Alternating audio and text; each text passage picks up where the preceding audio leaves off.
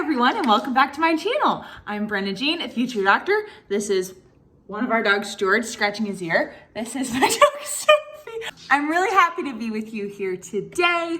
Have you been thinking since our last video about how you're going to talk about your experiences and how you're going to get important information into such a short amount of characters? Well, we're going to talk about that today. I'm going to walk through two of the experience sections that I wrote for my applications. We're going to talk about what's good, what's bad, and some tips for you. So yeah, let's get started.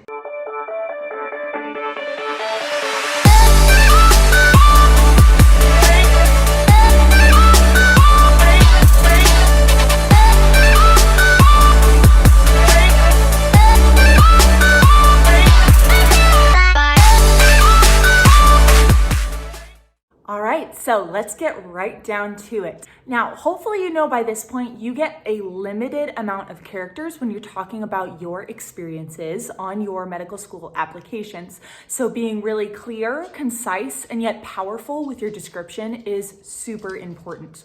If you've ever taken a class or gone to an advisor for writing things like your resume or your CV, that same information will apply here. Okay, so we're just gonna dive right into it. And first we're going to talk about the entry I wrote for when I was Gold of Philanthropy and RRLT.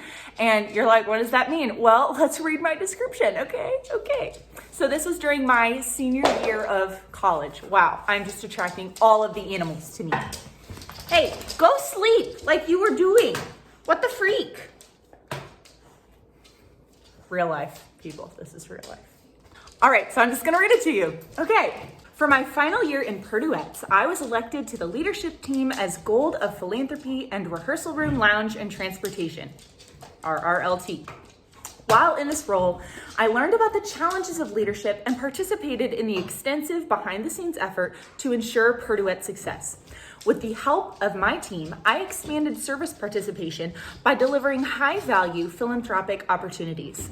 To maintain our professional standards, I implemented clear and efficient guidelines for cleanup procedures and gratitude exercises after every Purduette show and event.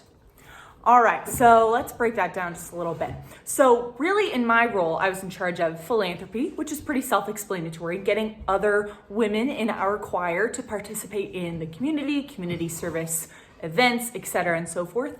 The other aspect of my job, the RRLT, was really just to follow the mantra, leave it better than you found it. Hopefully, my description sounded relatively glamorous and like I learned and did a lot, so let's break it down. If you have a title or role that isn't very well known outside of your organization, definitely take some time to explain it so that admissions advisors know what you're talking about. Now, jumping into the real meat of it, the power verbs that I used. This included learned, participated, expanded, and implemented. Now, all of those are varying degrees of goodness, but the fact is I included verbs that showed that I did something. I implemented changes. I learned something new to show that the experience as a whole was beneficial to me and helped me grow. Now, what you want to do in addition to the power verbs is also add quantifiable achievements that you did while you were in that experience. So some of the ones from this particular description included expanded service participation, delivered high-value philanthropic opportunities, and implemented clear and efficient guidelines. So those were all things that, because of the work that I did, were notable changes to the organization and to that role, thanks to me doing that job for that year. The biggest thing when you have a time limit is to make sure that every single sentence is intentional. You only have a limited amount of space, so you want to make every single word count. Just like in your personal statement, which we'll get to in a few weeks, I promise. All right, so next we'll read through one I did for scribing. I'm not gonna lie to you, this isn't my greatest work, but we can analyze why it's not great, and that'll help you out too. All right, let's read that one. Before being approved as a scribe, I took 25 plus hours of training in medical terminology, typing, and patient note formatting. After passing an exam, I entered the workforce at 2 hospitals as an emergency room medical scribe. During 8, 10, and 12-hour shifts, I shadowed physicians as they made their rounds to patients, recorded all all clinical interactions and kept tabs on patient lab and imaging results when needed. Throughout this experience, I learned a great deal about patient-provider interactions, the complexities of health insurance, and the often harsh reality of a hospital environment. Now, here's the pro about that explanation. It clearly demonstrated my experience in a healthcare environment because let's be honest, it's incredibly different from what they put on TV. I mean, there's aspects of it that are true, otherwise you wouldn't believe what's on TV. But it showed that I had really worked in a healthcare environment, and that speaks volumes when you're trying to get into medical school. Now let's identify some of the things that weren't very good about that. My power verbs were basically non-existent. I was kind of more storytelling rather than really driving home the value that I gained from that experience and vice versa. Achievements, okay. The 25 plus hours of training is definitely an achievement, and the long shift work just shows that I had the stamina to work through those shifts. But all in all, I didn't do as well as I did in my first experience explanation of really driving home power verbs, achievements, etc. and so forth. So frickin' do better. The good thing about this explanation is I used this on my AMCAS, which is for MD schools. And like I said in a previous video, MD schools, they only allow you to put 15 experiences in there, but you can rank 3 as most meaningful.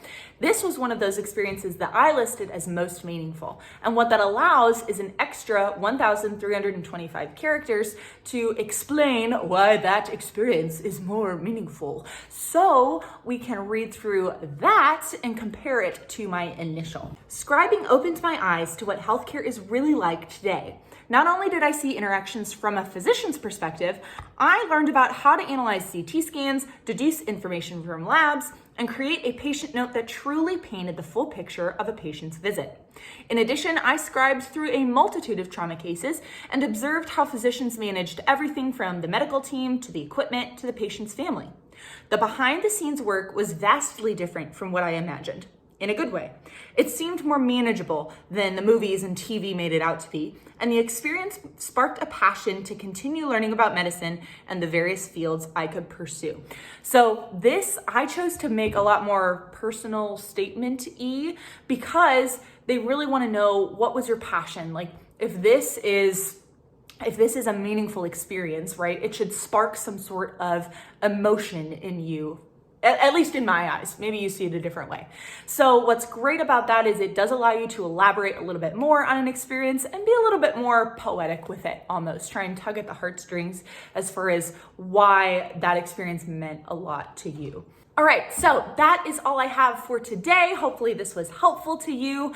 As always, if you liked what you saw today, like this video, subscribe to my channel to see more just like it, and of course follow me on Instagram if you aren't already, at BrennanJFutureDoc. I'm pretty cool, okay? And thanks for bearing with me and my animals today. Here's my cats trying to scratch me, and I will see you next time. So excited. Otherwise, have a good day, and I'm droning, so bye.